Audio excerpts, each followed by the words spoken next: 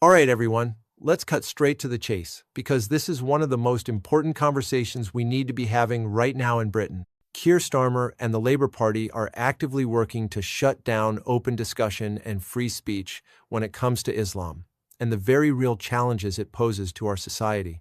This isn't exaggeration or scaremongering. It's backed by cold, hard government data and the clear pattern of how the ruling class is trying to control the narrative. So here's the question that matters most. What is the single biggest security threat facing the United Kingdom today?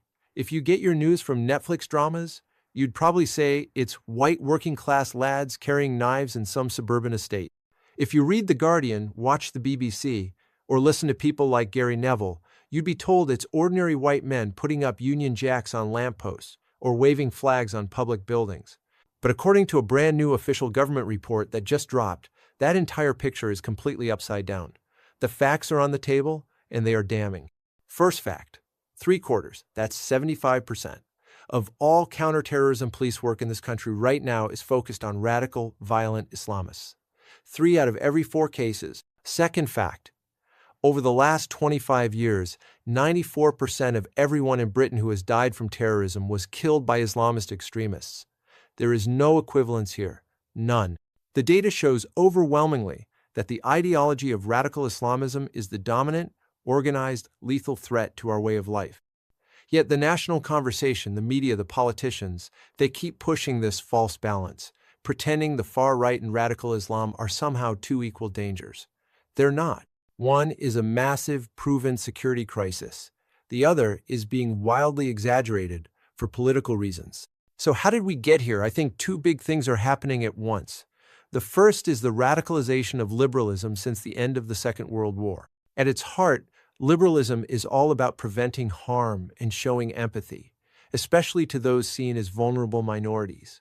Over the decades, that instinct has been pushed to an extreme. Many on the left now start from the assumption that minorities are automatically virtuous and oppressed, while the real danger must be coming from inside. From white men, conservatives, people who want secure borders, controlled immigration, and to put their own communities first. That's why the label far right has been stretched beyond all recognition. A few decades ago, it meant actual neo-Nazis who rejected democracy and human rights. Today, it's been broadened so much that it basically means anyone who wants lower immigration, stronger borders, or simply loves their country and wants to protect its culture. Concept creep at its finest. You see this mindset everywhere, in left-wing newspapers, on the BBC, in universities, even in the comments sections of The Guardian. These people have convinced themselves that the greatest threat to Britain isn't the people trying to blow up music arenas or tube trains. It's middle-aged white guys like me who dare to point out uncomfortable facts. I saw it myself on the campaign trail in the Gorton and Denton by-election when the Green Party candidate accused me, a white, middle-aged man, of somehow being responsible for the Manchester Arena bombing. Not the Islamist suicide bomber Salman Abedi and his brother who actually carried it out, me. That's how twisted the worldview has become. And there's a second layer to this. It's what the great philosopher Roger Scruton called the culture of repudiation. A growing part of our ruling class, in politics, media, academia, the institutions, actually defines themselves by rejecting and undermining their own society. They gain status by delegitimizing British history, British values, and especially the white majority. They present native British people, particularly working-class men, as the villains who need to be watched, re-educated, and silenced. I saw this constantly in my 20 years working in universities. The constant drumbeat that the far right is the primary danger, while the people actually planning attacks on sports stadiums and concerts were somehow downplayed. The most shocking real-world example of this deliberate blindness is the grooming gang scandals. For years, predominantly Pakistani Muslim men in towns across Britain were grooming, raping, and trafficking thousands of vulnerable young girls. The authorities, the police, social services, and the media knew the ethnic and religious patterns but refused to talk about them openly. They were terrified of being called racist or Islamophobic. Anyone who tried to raise the alarm was immediately smeared as jumping on a far-right bandwagon. And guess what? Keir Starmer and others in the political class were part of that chorus that shut the conversation down. That's not protecting anyone. That's betraying the most vulnerable children in our society to avoid offending a minority. This is where Keir Starmer's Labour government comes in. They're not just ignoring the evidence, they're institutionalizing the silence. They're pushing new definitions of Islamophobia and anti-Muslim hostility that risk turning any honest criticism of Islamist ideology, failed integration, parallel societies, or the grooming scandals into something that can be investigated or punished. They talk about appointing special SARs and task forces, while the real terror threat, the one backed by the numbers, gets downplayed. The message is clear. You can criticize Christianity. You can criticize British history. You can criticize the native population all day long.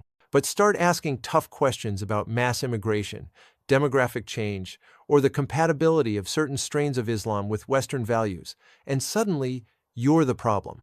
Folks, this matters because free speech is the foundation of everything we value: democracy, truth, accountability. When you shut down debate on the biggest security threat facing the country, you don't make the problem go away.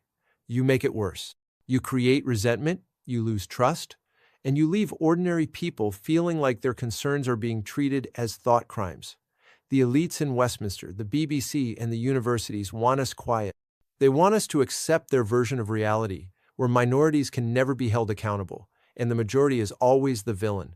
But the public isn't buying it anymore. The polls show deep, widespread worry about these exact issues.